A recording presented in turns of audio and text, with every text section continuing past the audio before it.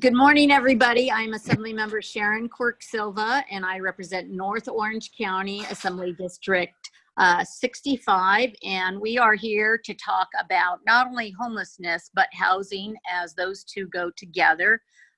Not only do I want to talk about my district, but the state as a whole and how homelessness has impacted our state well before COVID-19, but sadly, we're fearing even more after COVID-19. So we have some super experts, and we're hoping your questions can be answered, and we will try to fit the questions that have already been submitted to us throughout the presentation and then through the chat box. But today with us, I'm really happy to let you know that we have the Assembly Member David Chiu, who is the chair of the Housing and Community Development Committee, so we work very closely together. We have Lisa Engel, who's the chief consultant to the Housing Community Development Committee. We also are happy to have Kelsey Brewer here from Orange County, who works with Jamboree Housing and affordable housing projects. Paul Leone, who is the executive director of Aluminum Foundation, and they really work quite a bit on recovery projects and care for homeless as far as addiction and so forth. We have Richard Sanchez, who's worked with Orange County Mental Health for many, many decades and is now the new ED at CalOptima.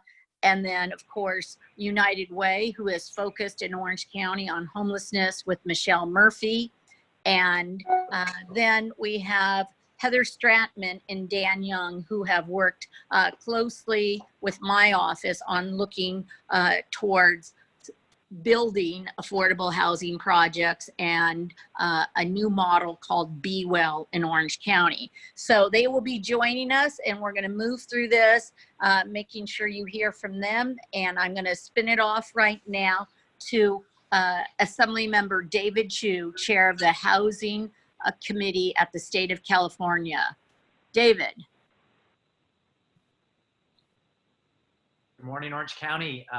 Thank you so much for having me as part of this panel. Let me just also first just appreciate all of your engagement. I have, I think, 9 Zoom calls today, but 3 of them are involving Orange County constituents. And of course, want to thank your Assemblywoman, Sharon Quirk-Silva. And I'm not just saying this because she invited me and I'm here because of her, but she's been just an incredible advocate for Orange County on so many levels, but particularly around really bringing solutions around homelessness, fighting for resources to tackle the housing and homeless crisis, because it's not just a moral crisis, but it's obviously one that is a top crisis for so many of our constituents and her constituents in Orange County. So let me start by saying what is probably quite obvious, but needs to be repeated, which is this is a moral crisis. This is the worst housing and homeless crisis that our state has experienced in our state's history, and that was before COVID-19. On any night of the week, we have over 150,000 Californians who are homeless, and you know this very well in Orange County. This has certainly been a phenomenon that has just skyrocketed in every part of the state, but particularly we've all been reading the newspaper articles from afar, where I represent in San Francisco, of what's happening in Orange County. I think a couple things I'll just mention about the crisis in general. Many cities and counties are striving mightily to house people, but as we house people, more folks are becoming homeless. So just a couple of stats outside of Orange County. In LA, they're housing 133 homeless individuals a day, and every day 150 homeless people become homeless. In Oakland, for every 1 person who gets housed, 2 people are becoming homeless. In my city of San Francisco, for every 1 person who's housed, 3 people become homeless. So I know there's a lot of work happening in Orange County, but it may feel like we're slipping backwards. Well, in part, income inequality, the housing costs, so many other factors are making this a very real challenge.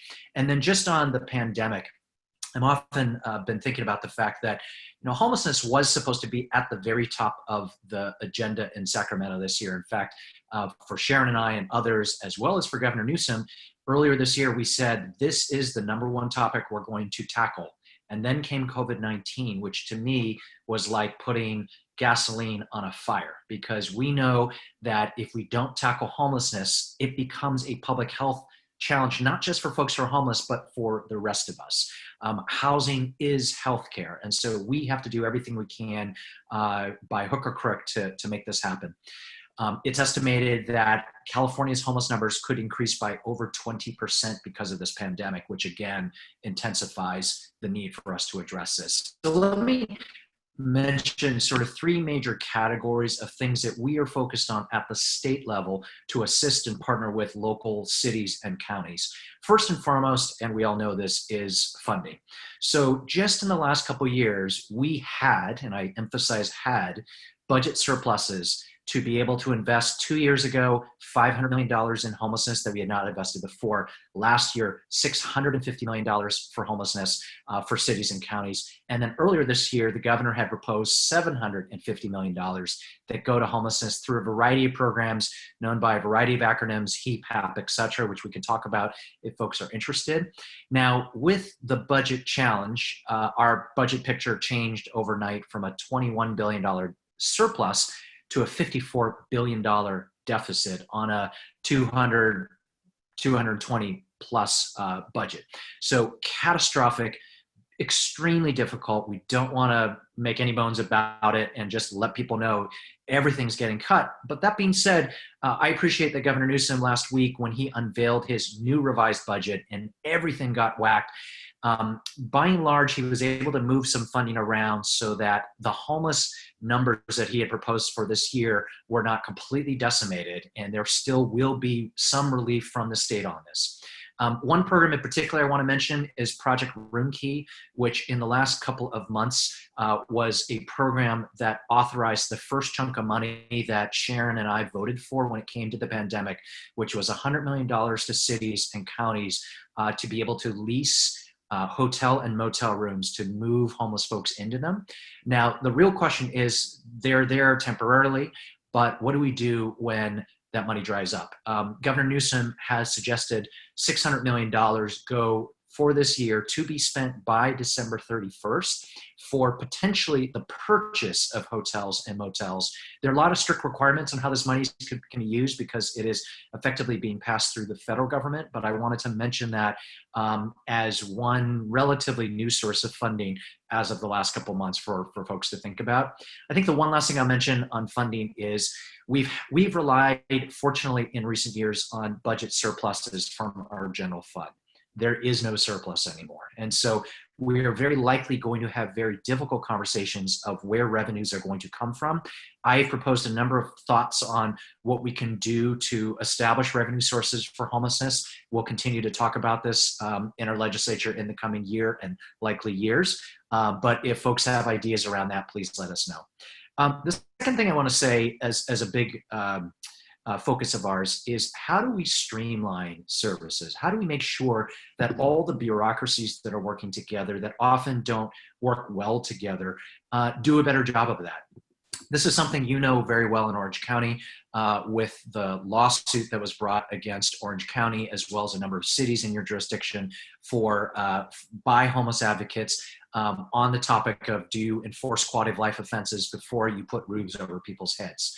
And I think that question has been fairly definitively settled in settlement agreements and projected settlement agreements that Federal District Court Judge David Carter had worked on, and others. Important work, and I think the most important aspect of the conversation was the work that the federal courts did to bring a lot of stakeholders together to tackle this, because we're not going to be able to solve this social service provider by social service provider, elected official by elected official. Everyone's got to come together and be part of this. And so we have a number of bills to help really think through, how do we make sure we're doing a better job of data collection, of knowing what resources are out there so that we know what the gap in services are, of making sure that everyone works together, which leads me to my third and final point of focus at the state level, which is around accountability. One of the things that we have all thought around the state is we have a lot of cities and counties and nonprofits and state agencies that are supposed to be doing work on homelessness, but it's a little unclear what everybody is doing. And so one of the bills that is moving through the process would effectively ensure that we understand what everyone is doing, what resources you have. We're going to be asking everyone to think about putting together a plan to really, city by city, county by county, what is going to be your plan in the coming years to tackle homelessness? And then it'll allow us to assess the need for resources, but also allow all of us to be held accountable to each other. Local jurisdictions want to hold state agencies accountable. We want to make sure that as we're sending hundreds of millions, if not billions of dollars to local jurisdictions, that they are using our money as well. And so one of our main bills that came out of a recommendation from Governor Newsom's task force on homelessness was the idea that we would require planning, we would require this understanding, essentially a shared compact between all of the entities that are working on homelessness to be accountable for each other and for there to be legally enforceable mandates so that we ensure that we're all doing the work we need to do. I know that the hearts and minds of all Californians, particularly the residents of Orange County, we all want to see the suffering on the street be addressed, and we're all there. The hard question is, how do we do it? Where do we do it? With what resources? But again, I think with the leadership of many, particularly your Assemblywoman, I'm hopeful that that these are real conversations that will lead to good results. So with that, Sharon, I'll turn it back to you and continue with the conversation. Okay. Thank you, Assemblymember Chiu. And as was noted, Sharon? we have can you hear me? No. Hello? Am I unmuted? Can you hear me now? Yes? Okay. Yeah. Yes. We have a very robust bill package that has come through the Housing Committee. And some of those bills people, of course, support, and some of them people oppose. And that makes it a job that we as legislators have to think seriously about. But as was mentioned by the chair, there's three focuses: where the funding is going to come from, the production of actually speeding up production from 3 to 4 years of a project potentially being to looking at how do we streamline that to get building and, in essence, units ready. And then finally, making all jurisdictions accountable. So with that, we're going to move to our next speaker. And we have our next speaker coming on. That is, I'm looking for my notes here. Well, let's go ahead and let's just have Lisa Engel from the state, who is the consultant, jump in here. She might be out of order, and see what else she could add to our Assemblymember Chiu's remarks. Lisa? Yeah, I'm happy just to answer questions. I mean, I can provide more details about what the governor's proposing in his May revise around Project Roomkey if folks have questions. Answer questions about what some of the bills are that we have passed out of the Assembly Housing Committee. If you want to just give, we had many bills that were moving through the committee. Some of them were pulled by the author. Some did get moved through, but they're still, of course, not through the Senate and even to the governor. But if you want to talk about just generally a few of the bills that made it out of the committee, one would be Assemblymember Eggman's bill. Another, I think there were a few others that might be interesting. Yeah, so we had a couple of bills that tried to focus on the production of additional housing units. Assemblymember Eggman's bill is trying to help with the conversion of hotels and motels, sort of to align with the Project Roomkey proposal. So what we've done in the past under state laws, we've made it easier to streamline the production of affordable housing and market rate housing where there's a significant percentage of affordability. So Assemblymember Eggman's bill would allow for essentially a buy right process for hotels and motels where you have either 100% affordable or you have 20% of the units are dedicated to a percentage of extremely low and low income. So that bill is moving forward. It currently is in the Appropriations Committee. We also have several other bills. Assemblymember Bloom has a bill that would allow for the conversion of commercial sites to residential if you have a 20% set aside for lower income.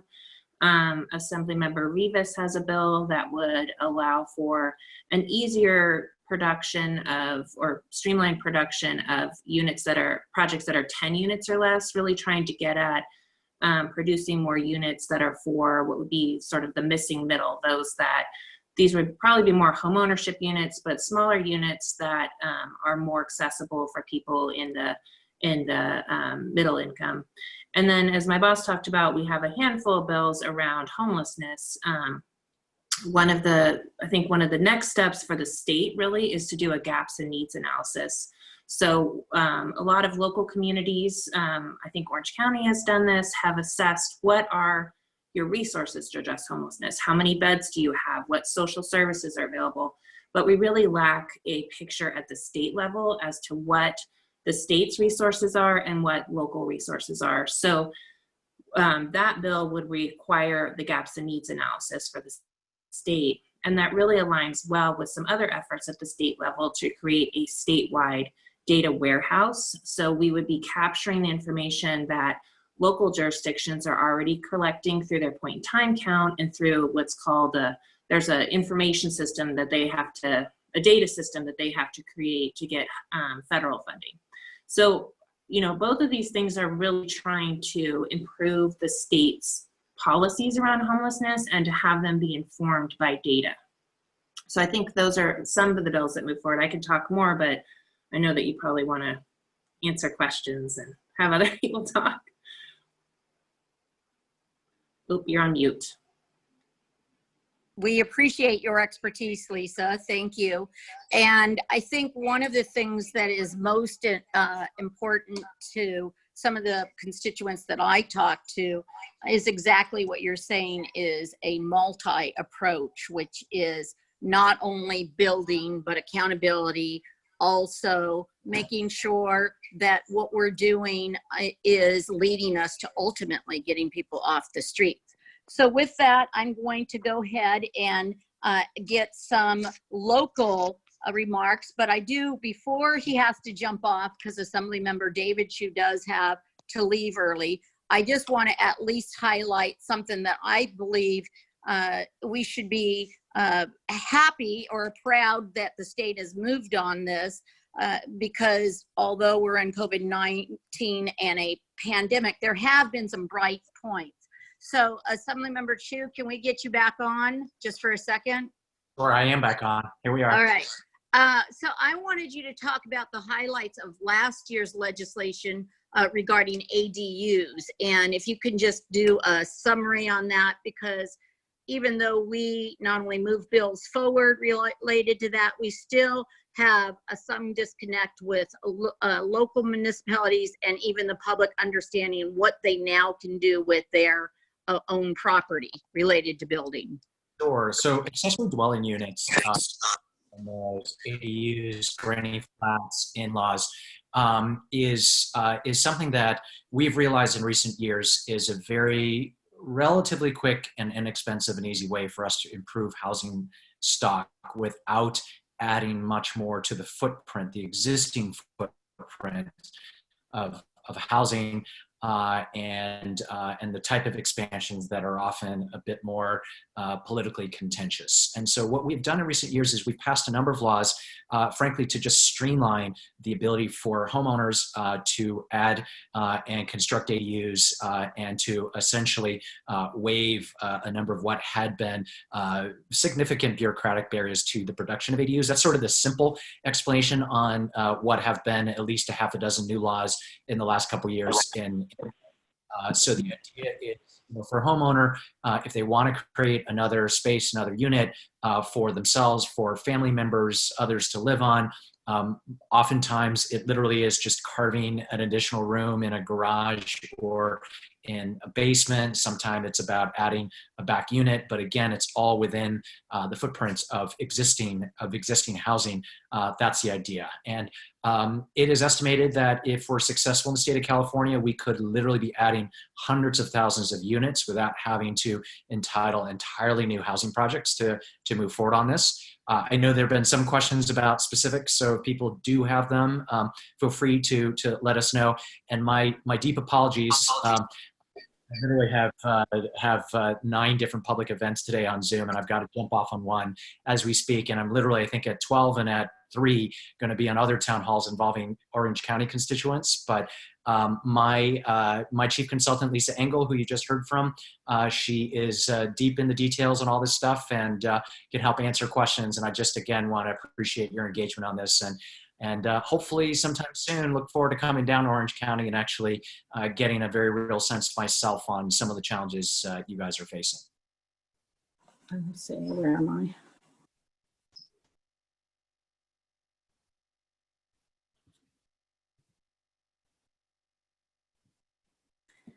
Do you have your link? Yeah, I'm here, I think. Hear you now.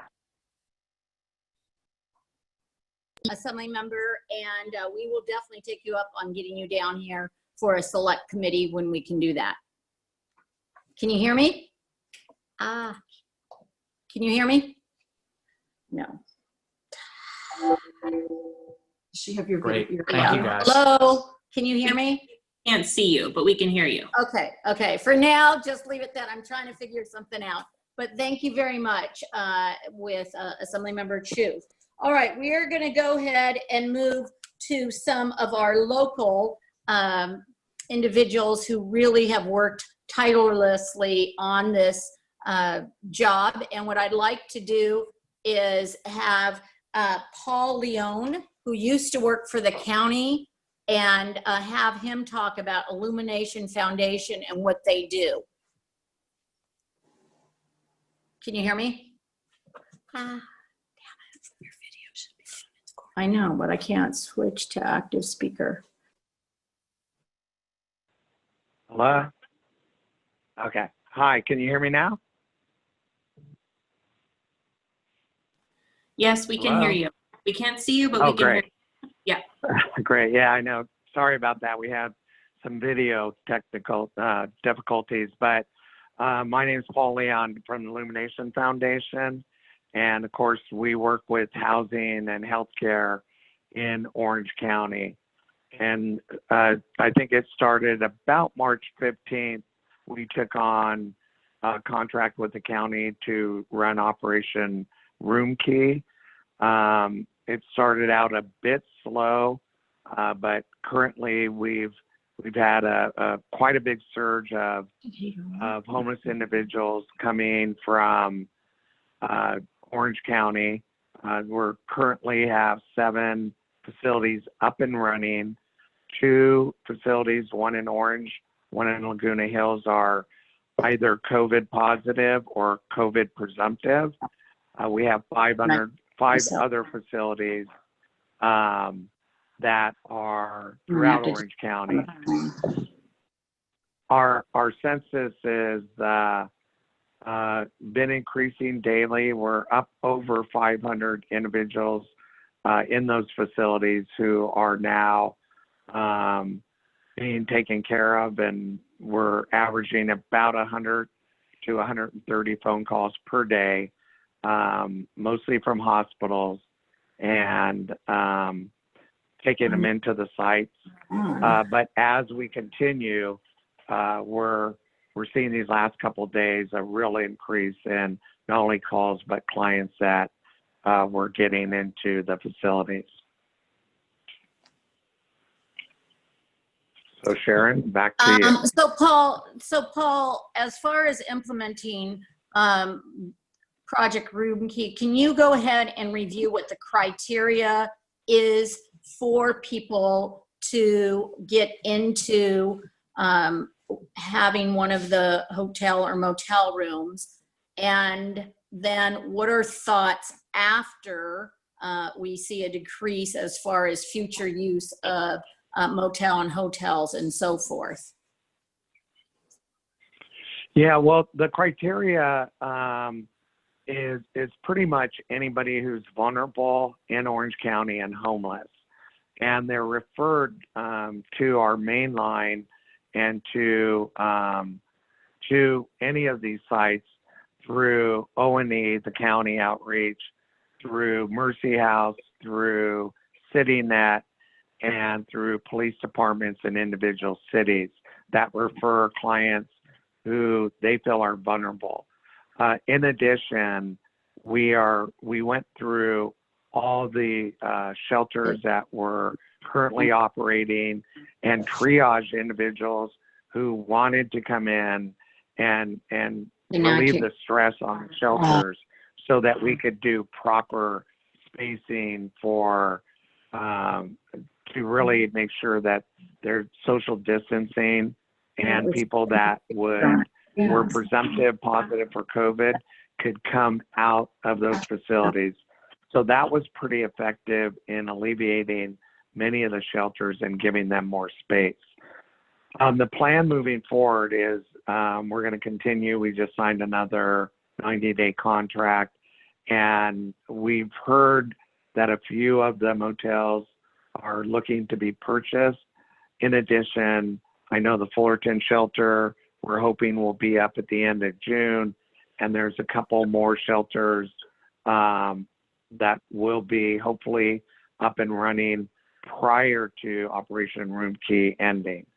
So again, it really has been fast-tracked, and we're hoping to take care of anybody who's homeless and vulnerable that wants to come in to any of the hotels, or obviously if they're COVID positive or presumptive, they'll be coming into one of the medical hotels. Paul, just one question that we get quite often, which is that we see people camping or sleeping, whether it be on parks or benches or sidewalks, and maybe look the age to be able to go into a motel. What are some of the reasons that you see that people choose not to go into a hotel or motel or even shelter if they have the opportunity? Well, I think initially people don't really understand, what the facility is. And, we hear a lot from clients that come in and say that they want the ability to come and go. And these facilities, because of the fact that we are under orders to everybody shelter in place, it was much easier before things started opening up because there was no place for individuals to go. And so when clients would come in, they realized that there was enough room, enough freedom for them to realize that it wasn't as bad as they anticipated. I don't think anybody really likes to go into a facility feeling that they're restricted and they can't come and go. And so many of the clients were hesitant, but we've really been increasing number-wise daily. And for two reasons. One, that I think they realize that it is a safe place. A lot of the clients that have been homeless for a while can receive services, not as many as they normally do, just because of the volume, but that they can move around fairly freely. We can take them to their doctor. We can take them to appointments that they have. And so as the word's getting out, more people are kind of coming. And it took us a little while to really increase our outreach to find people that weren't aware that they could go to these facilities. And so I see it really increasing for the next couple months. And so that was the main reason, though. People just really didn't understand what the facilities were.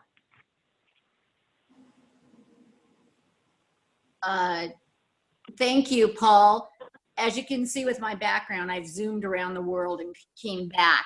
Sorry for all the moving, and I was trying to move from a cell phone to an iPad, and don't do that when you're on a live video. It's very distracting.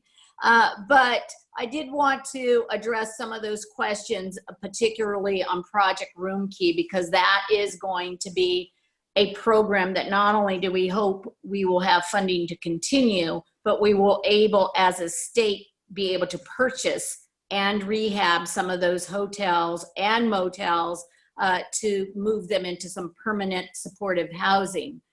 With that, we have 2 or 3 people on the call that are involved in permanent supportive housing. We will get to them, but I want to bring on Richard Sanchez, who is now the new executive director of CalOptima. And for some of you, well, I will let him describe what CalOptima does.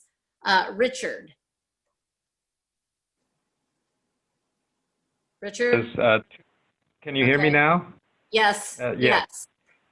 So as the Assemblywoman described, I am the CEO at CalOptima, which is the Medi-Cal provider in Orange County. And for those of you who don't know, there is only one provider in Orange County that's unique to Orange County in that we provide Medi-Cal services for the entirety of the population in Orange County. And of course, as you know, criteria for Medi-Cal typically related to income, but other factors as well, but mostly income. So by default, you would assume every homeless individual would be Medi-Cal eligible. Unfortunately, becoming Medi-Cal eligible, it means getting certain information to the state, going through a process, and getting that eligibility. And being homeless, and I was formerly with the healthcare agency that had a lot of services related to homeless, and know that the homeless population, basically they're struggling to find a place to sleep, eat, and keep their belongings. So the last thing on their mind is to hang on to their Medi-Cal card. So there is a whole process related to that. We're getting more streamlined in getting people hooked up to services. Paul and I have worked for years on this project, and so that's basically Medi-Cal. If I could just make one statement, though, regarding Project Room Key. I was still with the county when Project Room Key started, and worked on the contract related between Illumination Foundation and the county. And I will say, very much, and from a health perspective, you know, we did a lot with shelters in the past, and the shelters kind of was viewed as the answer going forward. But in the age of the pandemic and potential second surge in cases, congregate living is something we need to be reconsidering in terms of the population. So use of private rooms, hotels, and other facilities that don't lend themselves to congregate living are things that we really, really should be looking at more closely. So the discussion from Assemblyman Chiu and from others related to how we could potentially move towards permanent supportive housing and potentially other non-congregate living settings for the population is very encouraging. I have a question. I have a question for Richard.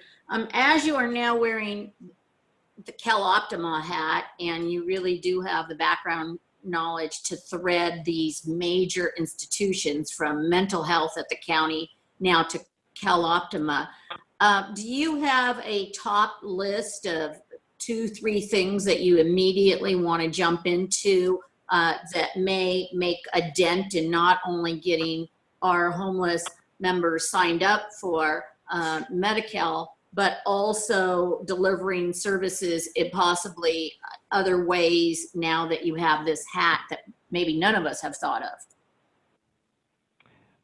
What I would say, and I'm hoping not to get too wonky in the weeds on this sort of thing, but for those of you who are familiar with efforts that were going on pre-COVID, specifically, for example, whole person care. That was a project related to the health of the homeless population, specifically recognizing that many of these people are struggling with severe and chronic health conditions. And we worked quite closely, quite honestly, with the Illumination Foundation on that project, phenomenally successful in getting people off the street. And as you know, Assemblywoman, that first step in getting them from unsheltered environment to shelter is the huge step. They're not always, as Paul said, convincing them that they will be able to live their lives and will be able to do the things most of the things they want to do is a huge leap for the homeless population. And appealing to a health issue they have was successful in getting many people off the street. As you know, substance use is another huge issue related to this population, and I think you know this, Assemblywoman, we've been able to expand our medicated assisted treatment programs in Orange County. That needs to go further, though, and funding is an issue. I hate to say it. I know funding is always something that is difficult to deal with, but that's really an issue with that program. The final issue is mental health, as you mentioned.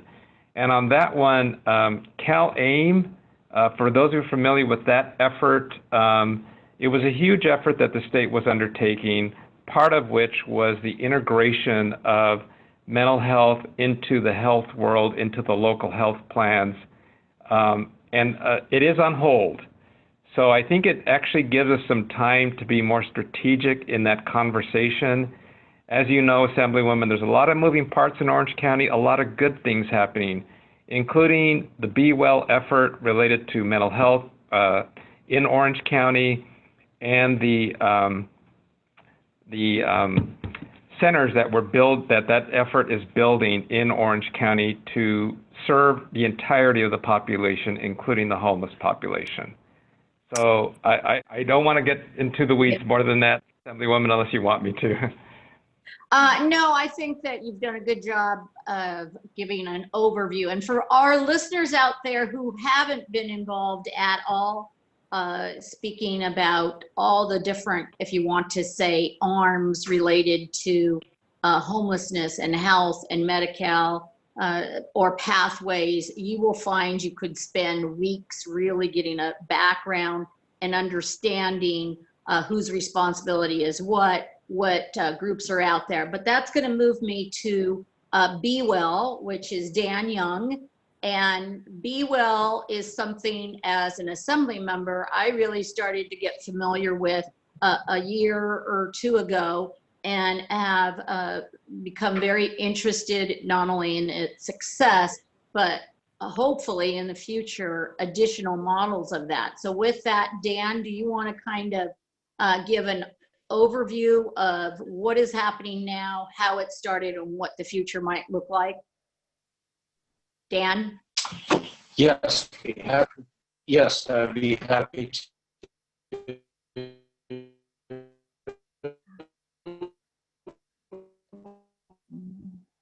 Dan? Did we lose him? I don't know, he's not coming through. Hopefully you can hear me. So the Be Well movement, yes, I'm here. Can you hear me now? Yes. Yes. Or wait, no. Okay, where did you go? Okay, I hear you. Maybe speak a little bit closer. Thank you. So No, I'm frozen. I'm right here. There we go. Yes, let me try that. So the Be Well movement started about 3 years ago. And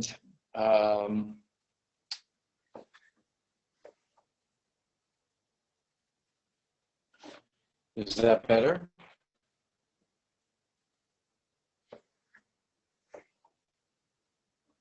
Can you hear me?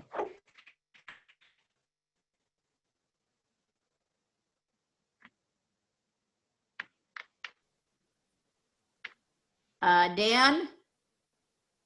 All right, we will come back to you, Dan, see what's going on. Am I coming through at all? Yes, now you are. Yes. I see Kelsey. Dan, go nodding. ahead. Okay. Go ahead, Dan. No. Yes. Yes. Okay. Yes.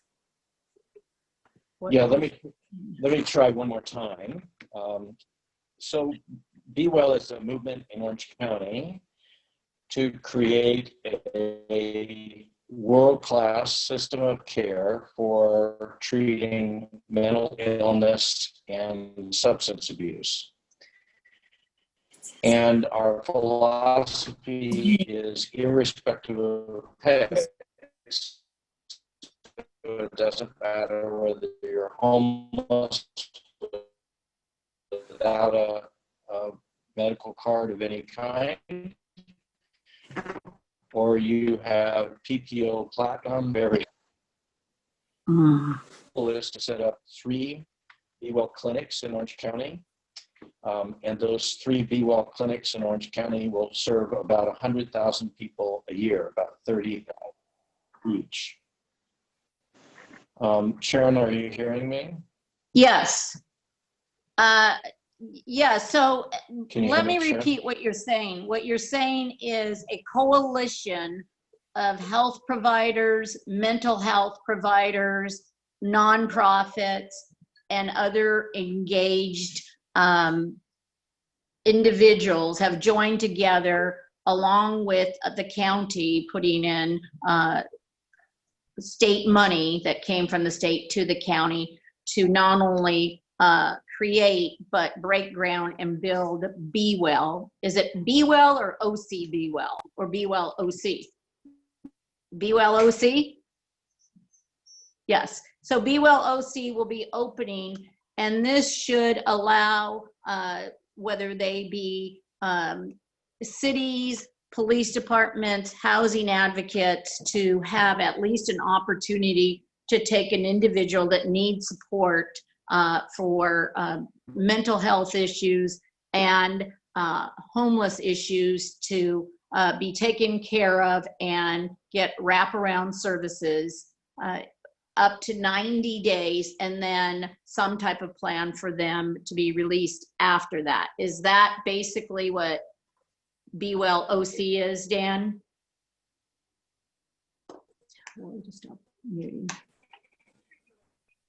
Yes? All right, right, yeah. Anyhow, that's the extent of that, but our hope is there'll be more. Now with the budget in disarray, it may take longer, but the goal is to have 3 of these types of, yes, throughout the county. For some of you, again, who have joined the call, one thing you may not know is that beds for mental health beds, where we used to have, in essence, institutions, we really don't have that set up anymore. And to find a place for somebody who's really suffering, not only with mental health issues, but sometimes co-occurring issues, is very, very difficult. Not only in Orange County, but really everywhere. And so the attempt is, how do we make sure we can serve patients that whether they're struggling with a health issue, an addiction issue, and mental health, which can actually happen, and that would be more than co-occurring, it would be 3 issues. Those are very difficult placements. So I'm really feel extremely optimistic about Be Well OC coming online. Although it's not opened yet, we think it will be a big support. And actually, to be honest, my brother passed away less than 2 years ago and would have been one of the people that could have benefited greatly from, as he had a health issue, a hernia, he had an addiction issue, alcoholism, and although he wasn't homeless in the traditional sense of, he often would not stay at a home and then would move from place to place. And he actually died almost 2 years ago in October. So I know there's many patients that need multi-service. So I'm really pleased to see people in Orange County working on that. We're going to move to Michelle Murphy from United Way, and their title of what they work on is United to End Homelessness. Michelle? Hi, good morning, Assemblywoman. Can you hear me? Yes. Great. Thanks for having us. I think you wanted a brief update on our Pandemic Relief Fund and our immediate efforts to try to help folks who have been affected by loss of employment and furloughs and being laid off through because of COVID. So yes, United to End Homelessness has been in operation for about 2 years. We're a collaboration of business, philanthropic, and government leaders who are looking at how we can end homelessness and support housing as a solution to homelessness throughout the county. We've been doing this work quite effectively for, like I said, for a few years. We launched a program last year called Welcome Home OC, which is a landlord incentive program wherein we take voucher holders, people who have been issued a voucher through one of the housing authorities in Orange County, that allows them to look for housing that is federally subsidized. And we take those folks who are referred to us and we help them find an apartment. And we feel it's one of the fastest, most effective ways we can help get people who have been homeless off the streets and into permanent housing. Some of the barriers that folks have experienced in the past have included landlords not accepting vouchers, landlords having a hard time working with this population. And so Welcome Home OC is one of the programs that we've developed to help incentivize landlords, educate them on how this program can really help end homelessness.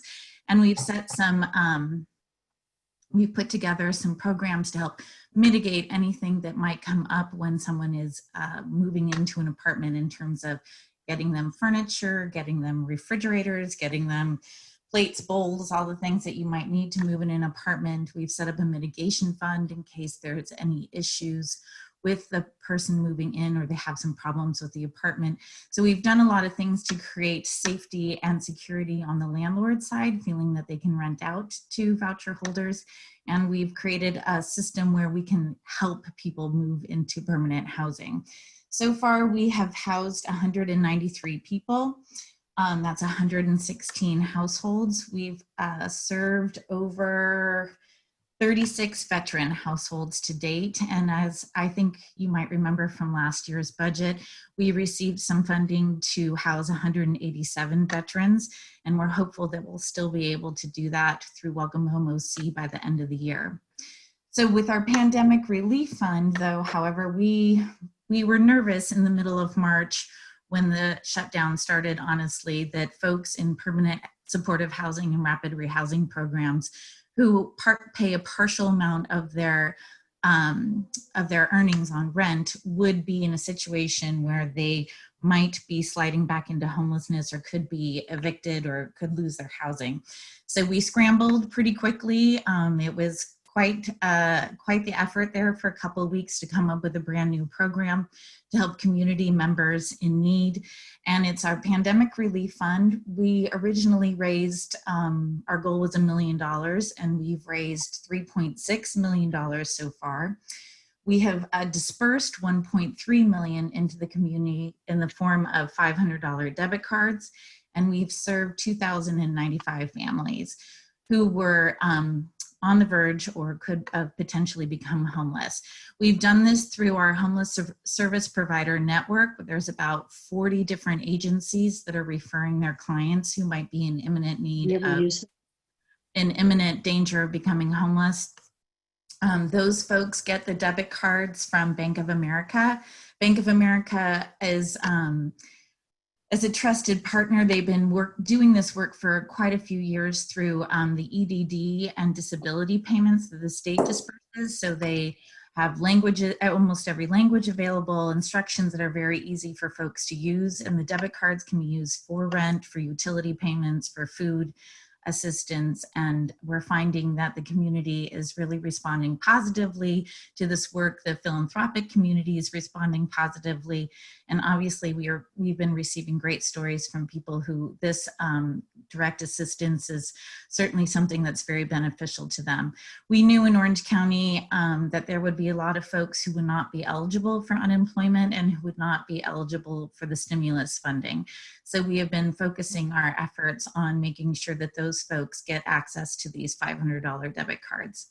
And so with that, we're hoping we will raise $4 million is our goal right now. And as I said, we've been distributing these funds sort of in a metered way to be able to make sure that we're able to continue to serve the community. So hopefully the fund can extend through the next few months because we know that people are still going to be in need. Thank you, Michelle. And I know how hard you guys have worked.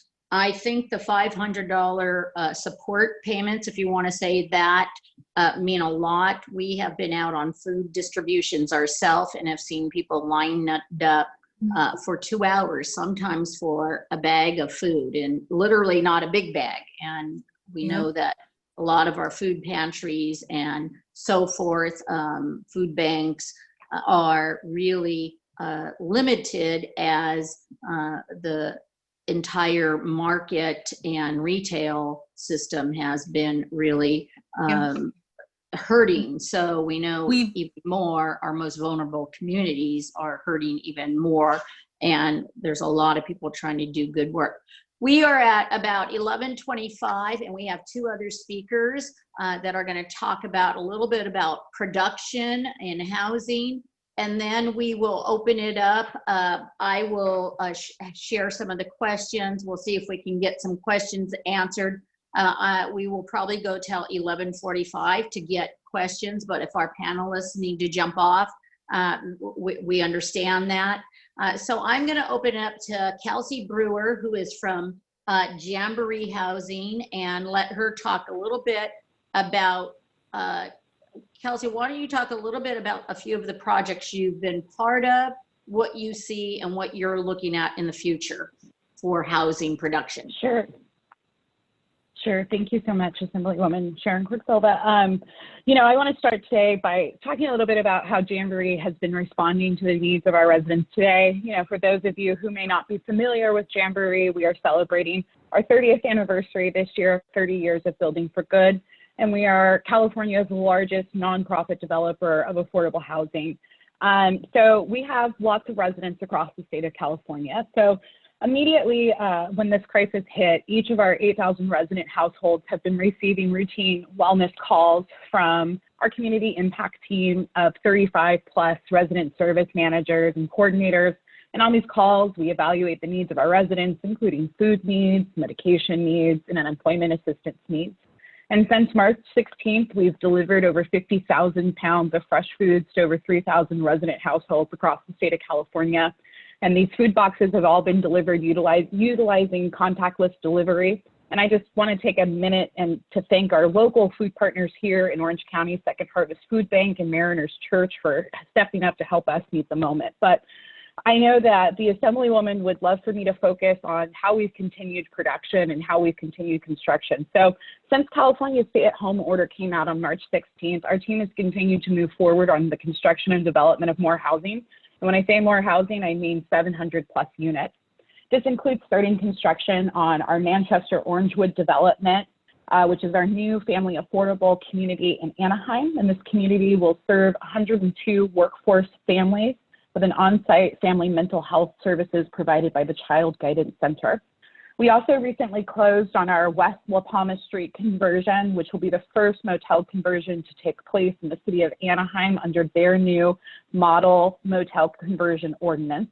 And when construction is complete in May of 2021, that's next year, this community will add 69 units of supportive housing, 20 of which will be set aside for veterans. And as I speak, our construction team is working to finish up Heroes Landing, formerly known as the Santa Ana Veterans Village. This 75-unit community is the largest supportive housing development exclusively for homeless veterans in all of Orange County. And it also has one of our most ambitious service collaboratives with Step Up on Second, the VA Long Beach Healthcare System, Goodwill of Orange County, Tyranny Center, the Veterans Legal Institute, and Strength and Support, all providing direct resources. And then just finally in closing, what I would say is while we have been fortunate to continue with our critical work, we are acutely aware, as many have brought up on this call, that the worst of this crisis is far from over. And as the economy continues to struggle and the state faces a $54 billion deficit, we know that budget cuts are a likely reality. As Assemblywoman Chiu mentioned earlier, we also were thrilled to see that many of the important programs that help fund our developments remained in the May revise, including the much needed state tax credit program. Over the coming months, we know that there are going to be a lot of hard choices that wonderful people like Assemblywoman Quirk-Silva is going to have to make in Sacramento. But as the COVID-19 pandemic has showed us, access to safe, sustainable, affordable housing is essential to both our personal and community health. So happy to answer any questions. Thank you, Kelsey. And just to give a context of Kelsey, I met Kelsey when she was at Cal State Fullerton as a student leader there, and she has made her way all the way to Sacramento, working on a housing bill that myself and Assemblymember Tom Daly worked on. So super proud of her. She's not even 30 yet or close to it. So you don't have to wait to be my age to get things done. Thank you, Kelsey. And we have now Heather Strattonman, and Heather is another, I think, innovative leader that is trying to do everything she can to not only build relationships regarding housing, but also understand the wraparound services. So Heather, in your remarks, can you mention what, again, supportive housing is? Because a lot of times we have our own dialogue when we're speaking about supportive housing or HEAP or HAP, and that's kind of in-house talk, but a lot of the people listening may not know some of these terms. So Heather Strattonman. Sure, thank you, Sharon. So let's just start off. Basic definition of permanent supportive housing. We call it PSH for short, and it is intended to provide stable housing with wraparound services, so case management, quality of life improvement, healthcare services, behavioral healthcare services, substance abuse services on site on a regular basis to assist individuals who have chronic conditions with disabilities. And in most cases, these are chronic homeless individuals that we are prioritizing through the county's coordinated entry system. So they're coming through our shelters and off of our streets. And maybe one way to sort of tie some of these comments together and open it up for questions is, I work with a group called the Orange County Housing Services Collaborative. It is made up of Jamboree Housing, American Family Housing, Friendship Shelter, and Mercy House. And we have partnered with United Way and the Welcome Home OC program. And we are pursuing both, as Kelsey mentioned, hundreds of units of new permanent supportive housing development across the county. And we're hoping to support that effort with accelerated money through the Orange County Housing Trust. And then in running parallel to that, we are working with United Way and their Welcome Home OC program and their landlords to source units to help us with the scattered site model. And all of this is then being aligned with the wonderful work of Richard and his team, both at Cal Optima and the County of Orange Healthcare Agency, to support those units, all of those units, with true wraparound supportive services funding through whole person care. So through this crisis, we have been advocating both for the extension of whole person care and the federal 1115 waiver, as well as a replenishment of money into that supportive services pool so that we can take on more and more of the homeless. It's impossible to offer permanent supportive housing without supportive services. The success of those individuals falling out of homeless is significant without supportive services. So we are working sort of day and night to align those policies and those funds to accelerate a program that we've all put together, and that I think is a great partnership in Orange County.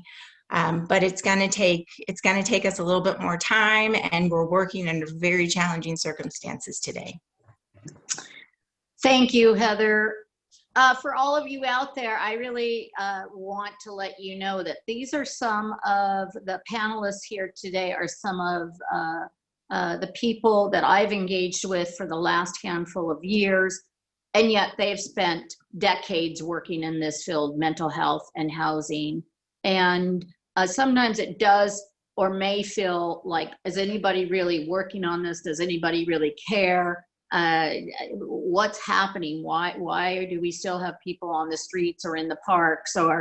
And I can definitely attest to there are some hardworking people throughout the state of California trying to do what we know is best, which is get people off the street, get them the mental health and health that they need, and get them back to some type of being productive, whether it's returning to a school program, whether it's a work training program, and to really being able to self-sustain. So I want to thank all the panelists. If you need to jump off, I'm going to make some remarks and then through my remarks, try to answer the many questions that have come in under themes. So let me just start with some of the enforcement questions that we've had, and a lot of those questions revolve around if somebody's offered housing, whether it be at a shelter or even a motel or hotel, and they don't want to go for whatever reason, why can't we do something about that? And to be honest, we can and we have, but there are very specific restrictions of what we can and can't do. That being said, Judge David Carter, who I have a very high regard for, has been leading on this as the judge in Orange County that was able to help clear the riverbed, and also has worked with many Orange County cities and now Los Angeles to say having people on the streets, whether it's Skid Row or the riverbed in Orange County, number one, is not acceptable. There's health issues that can spread, particularly with the pandemic, that we have to solve this, and we cannot just keep ignoring that. So his mandate has in essence been to every individual city, you need to do your job as elected leaders. And what that means is not push the problem to another city, not push it to the state or the county or the federal government, but in fact lead as a local leader and create a plan that works within your city to address this. Now, as a former elected official at the local level, I understand that is much more difficult than it sounds.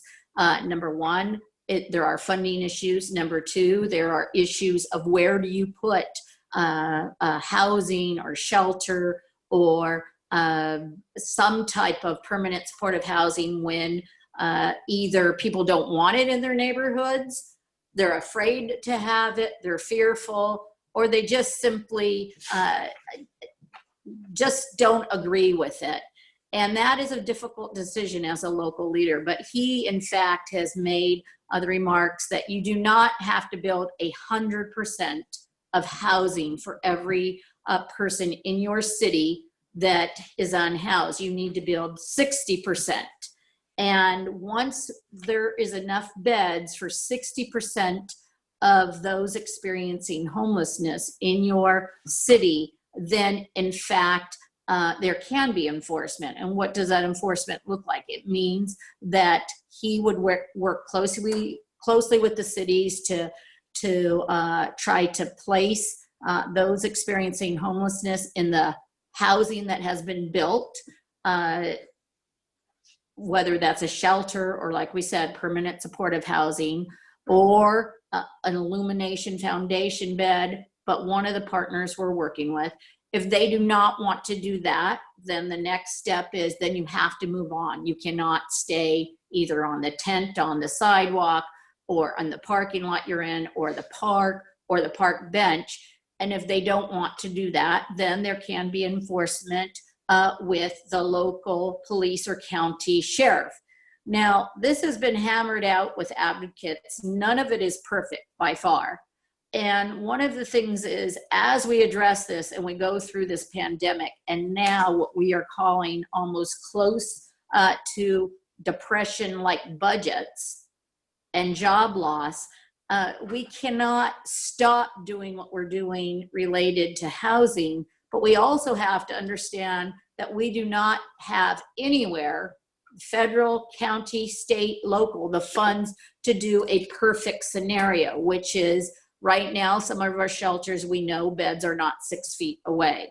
Right now, we know there are issues with the shelters, whether it be people having pets and other people don't like the pets, whether it be not having individual rooms. We are trying to do our best. We know there are lots of people watching closely how they work or don't work, and we're interested in making them better, but we're not interested in saying we can do anything with very, very limited funds. And we also don't want to see this virus spread amongst the population of homeless. So Judge Carter is working on these cases. We know, sadly, and I'm going to say it straight out, I've said this before in other meetings, we want every single city to take responsibility of their city and not push the problem to other cities. So for example, South County has more than a few times suggested that they send their homeless to Santa Ana or to Fullerton because we have had armories in our cities for a very long time. That's not acceptable. And they're not solving their issue. What they're doing is making it the case that someone else should solve it. And that is where the state will come in looking to say, you have a responsibility, you have to work as a team. Orange County's been set up into 3 areas. The North SPA means service provider area, Central and South. North SPA, which I'm really proud to represent, is very close to having the beds that are built in order to really start to enforce. Now, for people out there, I am not looking as enforcement to be the #1. We are looking to house people. But an example is by the end of June, Buena Park will have their shelter up. Placentia just built their shelter. So Stanton has taken a big brunt, and Stanton is one of my cities. Once the Buena Park shelter is up, then Stanton will be able to move some of the people into the Buena Park shelter. We know some will refuse though. Those that refuse, then there will be the opportunity for them to choose to move on willingly, or there could be some type of enforcement. So it's not a perfect scenario. It's not what we want, but we also need to keep our public places, where they be parks. And again, this is before COVID, where families and kids can play safely and so on. So that's kind of a big picture of what's going on. One of the things that is definitely a serious issue, and nobody wants to talk about it, and that is since COVID-19, with, of course, restaurants, fast food, markets, all of those things being closed, a simple question is, where do those experiencing homelessness use facilities? Go to the bathroom. And nobody wants to address this. And it's a health crisis. If you cannot go to the bathroom and you have to go to the bathroom and everything is closed, you're going to go somewhere. So I know Fullerton has looked into adding more hand washing stations and also individual bathrooms that would be in places. We already know there are places where homeless congregate. Again, there is a cost to it, but there is no bigger cost than having whether it be your parks or streets, really exposed to lots of contamination issues. And so those are some things we don't like to talk about. Those are some things that are real. And there's some good models of bathrooms that can be used that we don't have some of the issues we may have with large stalls and things like that. But it's something we have to address. Again, what about, say, motels or hotels that possibly in the future could be made into permanent supportive housing? None of these projects would go through a local city without some type of public testimony, public outreach, and process. And sometimes we have seen that when the public gets news of it, that they immediately are against the idea and that they oppose it. And many times councils will say, okay, we're going to change it and not put it here. Sometimes there's a win-win. In Buena Park, there was a large outpouring of where the initial shelter was going to go. The council listened to the public and moved it to another site that will be open at the end of June. But that site also costs $2 million more. So we have been desperately looking for that type of funding to make sure that they can complete that project. But I can tell you that every step we make forward with positive outcomes, ADUs, Be Well OC, United to End Homelessness, all of these veteran support plans to get veterans off the street, we do go backwards, and COVID-19 has pushed us all the way backwards when it comes to funding. So we will continue to look for innovation. We will continue to look for what the ultimate goal is to house people, to get them on their feet so they can start to return to some kind of normalcy. And there are many cases of that indeed happening. And that is my goal as your elected leader in the Assembly District 65, to say everybody's accountable for this. And we will continue to look for every nook and every nook that we can possibly have safe homes for people, and look at ways to partner with people who are creative and innovative. So again, I want to thank you for joining. If you left a message on the chat box and we did not address it, is there a possibility that you could either leave your email, and again, not knowing all about Zoom, if we have your email with a question, we will make sure that we try to get back to you. And we'd be happy, again, to possibly address those questions, putting out a newsletter or so forth. But we want to thank Richard Sanchez, Paul Leon, Michelle Murphy, who are still on our call, and of course our other partners. Also, I want to thank my team, who's probably been biting their nails as I move around, change from phone to phone, don't look in the camera. But again, thank you so much for caring about homelessness and housing, and we will stay in touch. Thank you so much.